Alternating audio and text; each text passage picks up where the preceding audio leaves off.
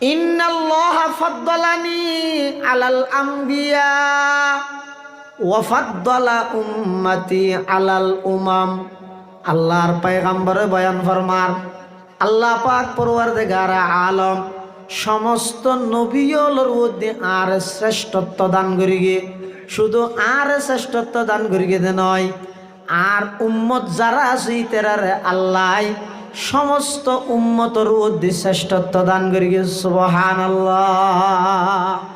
এতাল্লাহ আল্লাহর পয়গম্বরের মর্যাদা শান মান যারা বয়ান করিব, আল্লাহর পয়গম্বরের মর্যাদা শানের রিসালাত যারা বয়ান করিব, ইন যত আলোচনা হইব অন্তরের মধ্যে নবীর মোহাব্বত বাড়িব।